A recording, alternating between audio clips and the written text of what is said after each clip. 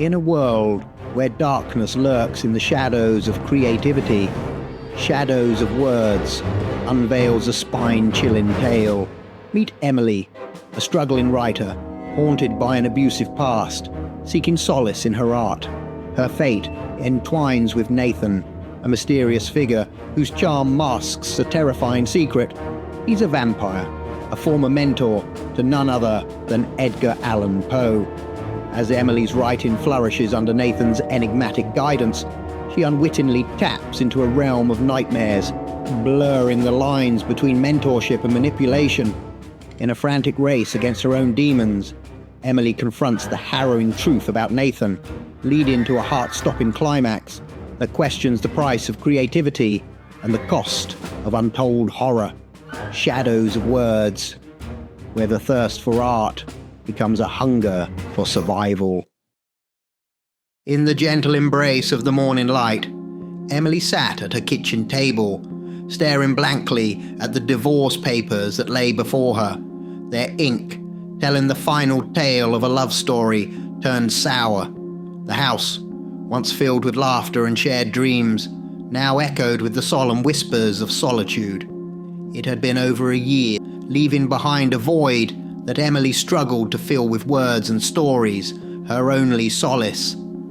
Her gaze shifted to the laptop screen, where a blinking cursor on a blank document awaited her next masterpiece. Writing had always been Emily's escape, her way to explore worlds beyond the confines of her reality. Yet, lately, the words eluded her, like elusive shadows darting just out of reach.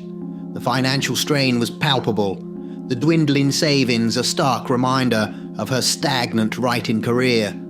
Publishers seemed as distant as the stars, and her dream of becoming a renowned author felt like a fading whisper. Determined to break the shackles of writer's block, Emily decided to venture out into the world beyond her four walls. She remembered a quaint coffee shop nestled in the heart of the city, a haven for local artists and dreamers. Perhaps the hum of the outside world would reignite the spark within her. She dressed in her favorite cozy sweater and jeans, an armor against the crisp morning air.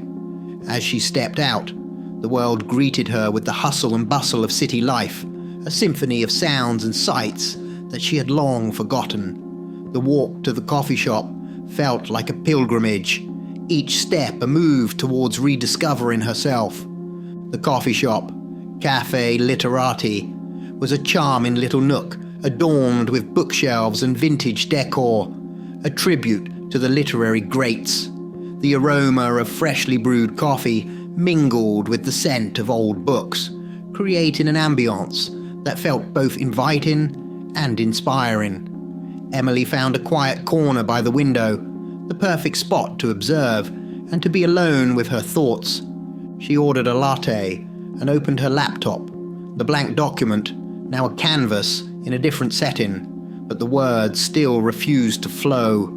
She watched people come and go, each absorbed in their own worlds. Some typed away on their laptops, others lost in the pages of books, and some engaged in quiet conversations. Emily envied their ease, their apparent contentment in their pursuits. As she sipped her coffee, lost in her reverie of doubts and what-ifs, a man took a seat at the table next to hers. He was an intriguing figure, his style a blend of modern and vintage, as if he belonged to a different era. He carried an air of mystery and an undeniable charm. Emily couldn't help but feel drawn to this stranger, his presence both unsettling and captivating. The man, engrossed in a leather-bound notebook, seemed oblivious to the world around him. He wrote with a fervour that Emily longed for, his pen dancing across the pages with a passionate grace. She found herself stealing glances, wondering about the stories he penned with such intensity. Unbeknownst to Emily, this man, Nathan, was more than just a fellow patron of the arts. His keen eyes observed her from behind his notebook, sensing the dormant talent waiting to be awakened. In him stirred the memories of a time long past, when he too struggled to find his voice. In the world of literature, as the morning turned to afternoon, Emily's page remained barren. Disheartened, she began to pack up, her heart heavy with unspoken stories. It was then that Nathan's voice broke through her cloud of despair. "Writer's block." His tone gentle yet curious. Emily looked up, startled yet intrigued. Little did she know, this chance encounter would mark the beginning of a journey into the shadows of words, where her dreams and nightmares would intertwine with the legacy of a being from a world beyond her imagination. Chapter 2. A Pact in Ink. Emily watched Nathan close his notebook, his eyes holding centuries of untold stories. She gathered her courage and spoke, her voice a mix of desperation and hope. "I feel like I have so much to say, so many stories inside me, but every time I try to write, the words just vanish. It's like I can see the story in my mind, but I can't translate it onto the page." Nathan's expression softened, a glimmer of understanding in his eyes. "I know that struggle all too well," he replied. "The agony of a story untold, a vision unexpressed. It's a common ailment among writers, but not incurable. I've guided many great minds through such blocks." He leaned back, his gaze drifting into the distance. Writing is a glorious art, a sacred act of creation that's often forgotten in today's fast-paced world. It's not just about stringing words together. It's about breathing life into ideas, giving form to emotions. Nathan's voice grew distant, as if recalling a memory from another life. "I remember Edgar Allan Poe, a brilliant mind, tortured and misunderstood. His genius was unparalleled, his vision hauntingly beautiful. I knew him, you know. His struggle with words was much like yours." Emily's eyes widened in disbelief. "You knew Edgar Allan Poe?" Nathan smiled enigmatically. "In a manner of speaking." Seizing the moment, Emily asked, "Would you help me? Guide me through this block?" Nathan raised an eyebrow. "And why should I do that? What benefit would there be for me?" Desperate, Emily replied, "Well, I could pay you, once I start earning from my writing." Nathan chuckled. "What need have I for money?" She pressed on. "You'd be helping someone in great need. It's a noble cause." "But I'm not noble. Not at all," Nathan retorted, his tone hinting at a darker truth. In a last-ditch effort, Emily said, "If my book does well, I'll mention your name. You could become famous." "Oh no, that's the last thing I'd want," Nathan said quickly, a flicker of alarm in his eyes. It seemed all hope was lost until Emily, inspired by a sudden idea, said, "But think about it. You'll have the chance to create something new, to be part of the writing process again." Nathan paused, his demeanor changing. He looked at her, truly looked at her, as if seeing her for the first time. "Now you're speaking my language," he said, a spark of excitement in his voice. The air between them charged with possibility, a silent agreement forming. Nathan, the timeless observer of human creativity, and Emily, a writer, yearning to find her voice.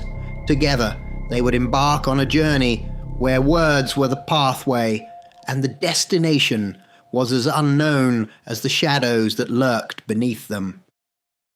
Chapter 3. The Veil of Creation. Emily's heart raced with a mix of anticipation and nervousness as she approached Nathan's residence. The house, nestled in an older part of the city, stood as a relic of a bygone era, its architecture a testament to times long past. As instructed, she found the front door slightly ajar and let herself in. The interior of Nathan's home was like stepping into another world. High ceilings adorned with intricate moldings, walls lined with shelves filled with ancient books, and antique furniture that spoke of centuries-old craftsmanship. The air was thick with the scent of old leather and wood, evoking a sense of forgotten elegance. "Mr. Nathan," she called out tentatively, receiving no response. Settling into an ornate chair in the main drawing room, Emily waited, her eyes wandering over the myriad of artifacts that decorated the room. Minutes passed in silence until Nathan finally appeared. "My apologies for keeping you waiting," he said with a slight bow. Emily noticed a dark red stain on his pristine white shirt. "How clumsy of me," Nathan remarked casually. "I must change immediately." As Nathan retreated, Emily's thoughts drifted, unaware of the events that had transpired earlier that night. Under the cloak of darkness, Nathan, the vampire, had been on the hunt. The city's underbelly was his hunting ground, where he moved with a grace that belied his ferocious nature. One moment, he was the embodiment of charm and elegance. The next, a feral predator. His feed was swift, a dance of life and death played out in the shadows. Sated, he returned to his human guise, the transition as seamless as it was necessary. Nathan re-emerged, immaculately dressed, the earlier incident seemingly forgotten. "Now let's get down to business," he said with a newfound focus. As they began their discourse on creativity, Nathan's philosophy echoed the principles of individualism and the pursuit of one's own vision. "To create is to bring into existence something that has never been before," he began. "It's not just a process of replication or adherence to trends. True creativity requires a detachment from the expectations and standards set by others." He paced the room, his words flowing with a passion that was almost hypnotic. "An artist must be like an architect of the soul, constructing a reality that is uniquely their own.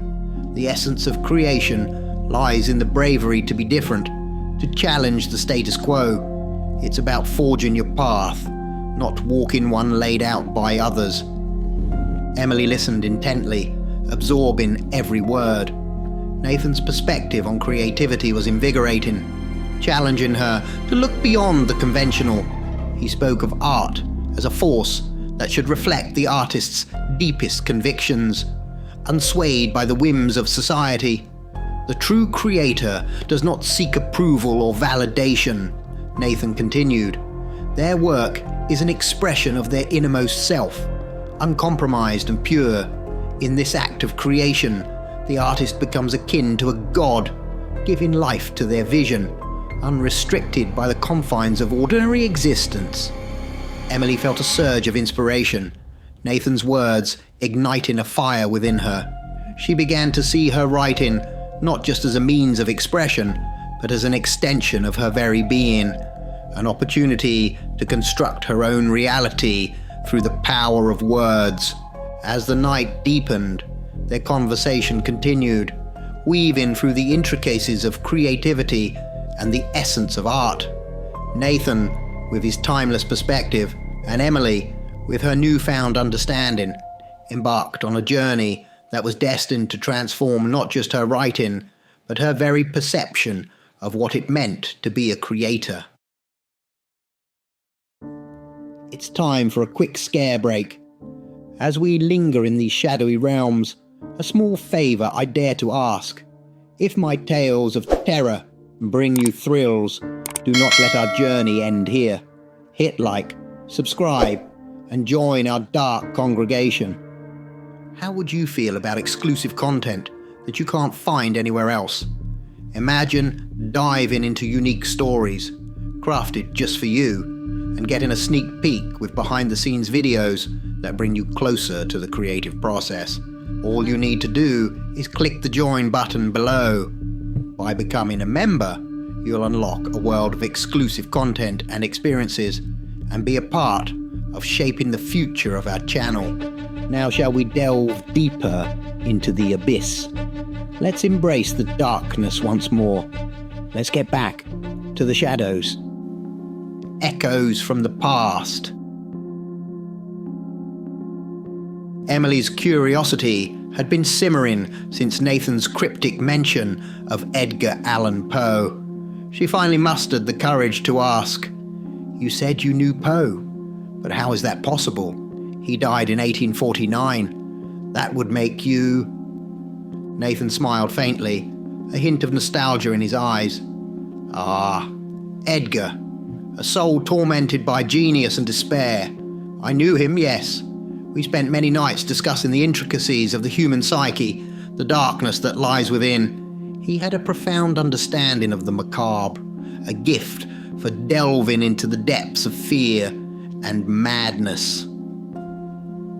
Emily waited for him to address the impossibility of his age, but Nathan artfully sidestepped the question. Instead, he continued to reminisce. Poe had a vision that was unparalleled, a way of capturing the essence of horror and beauty in his words. He was misunderstood, often maligned, but in his work there was a truth, a rawness that few have ever managed to replicate. Emily's mind raced, trying to piece together the enigma that was Nathan.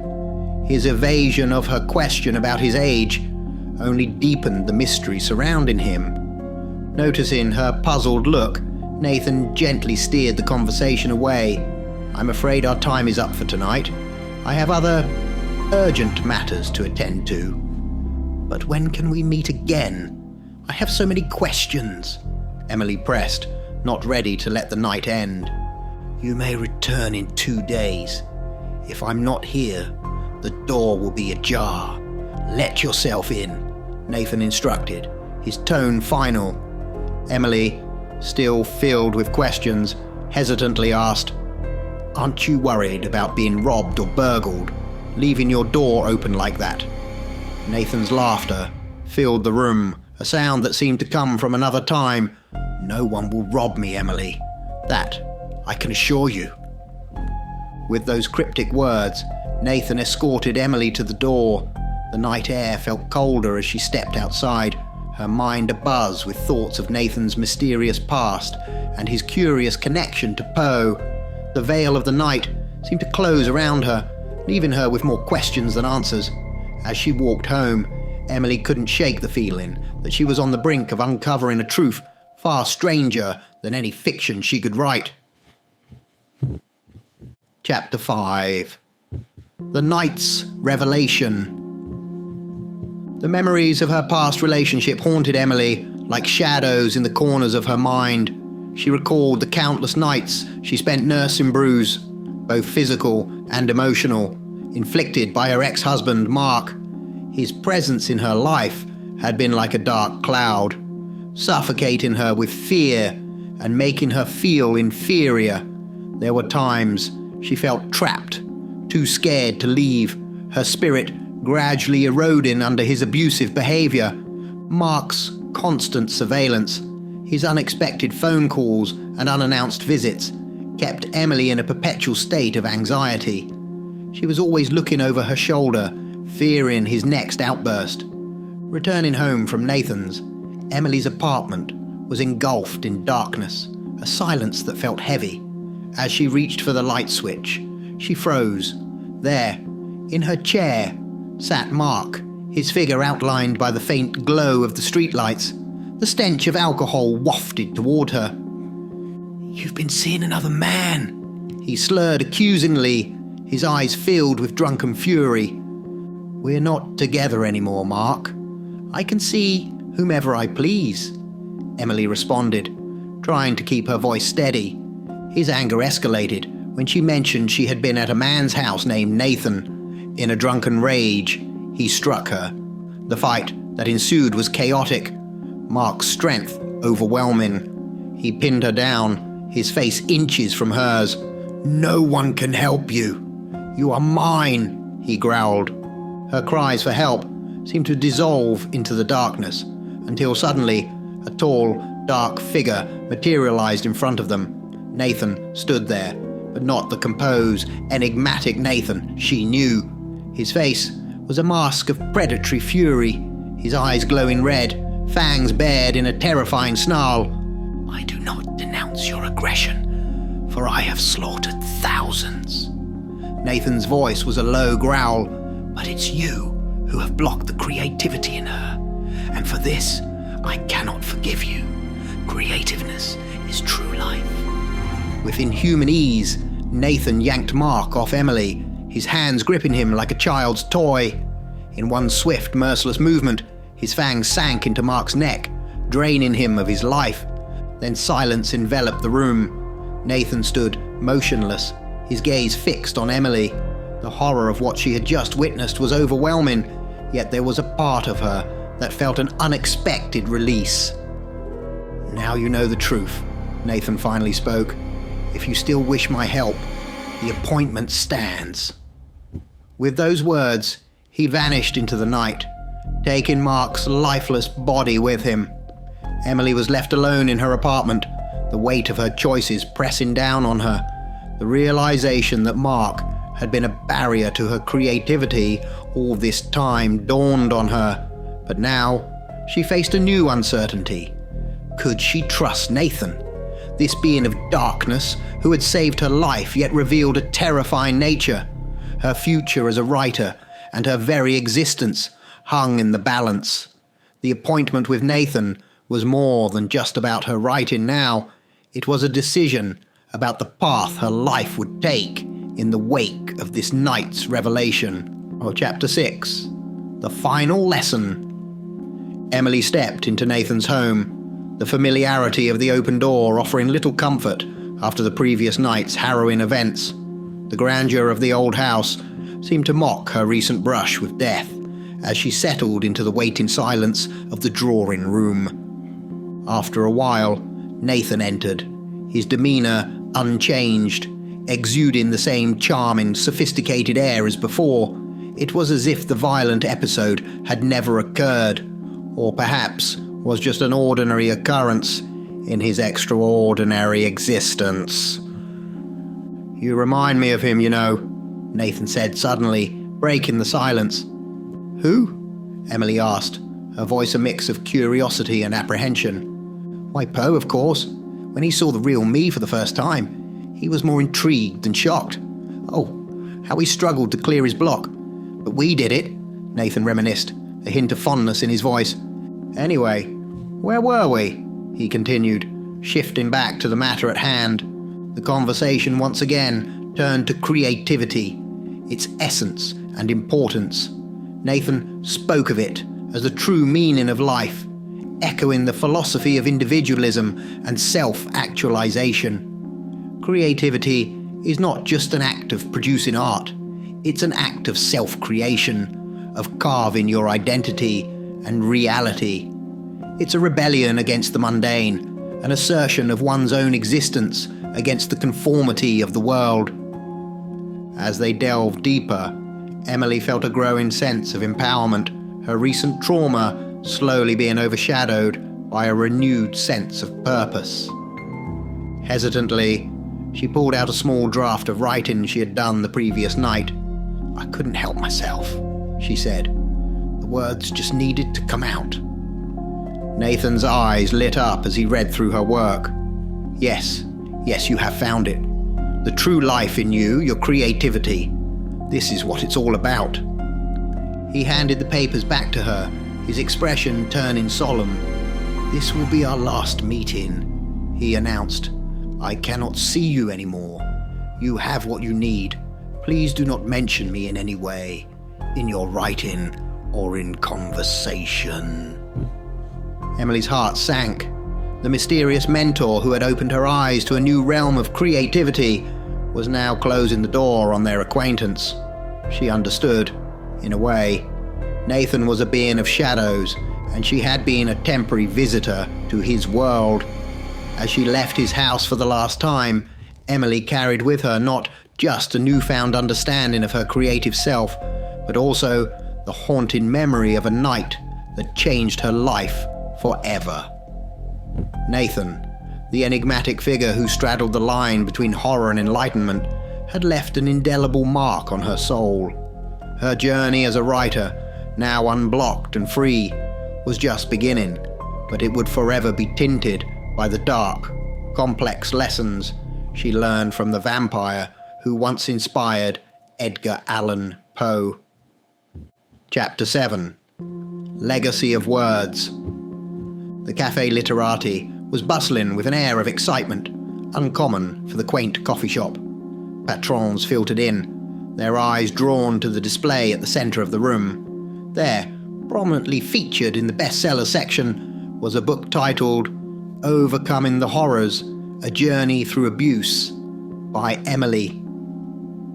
Nathan sat in a secluded corner, his presence unnoticed by the eager customers coming in to purchase Emily's book. He watched with a sense of satisfaction as each person picked up a copy, their faces reflecting a mix of curiosity and empathy. The book was more than just a memoir.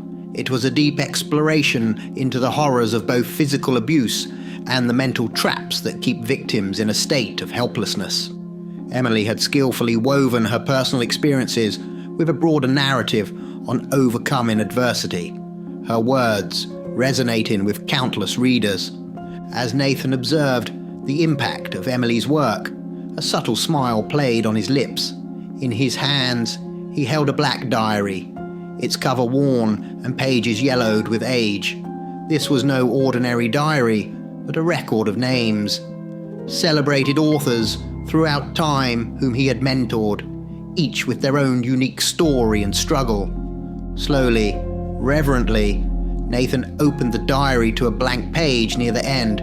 He took out an old fountain pen, the kind that had to be dipped in ink, and carefully wrote Emily's name. He paused for a moment, reflecting on their journey together, the initial skepticism, the unfolding of her creative potential, and finally, the dramatic conclusion that had severed their connection. Adding her name to the list felt like a final act of acknowledgement, a silent nod to her courage and talent. Nathan knew that Emily's journey would inspire and help many who struggled with their own horrors. She had transformed her pain into a powerful narrative, and in doing so, had found her true voice as a writer. As he closed the diary, Nathan's thoughts lingered on the invisible thread that connected all the names within, a shared journey of overcoming inner demons and channeling them into creativity.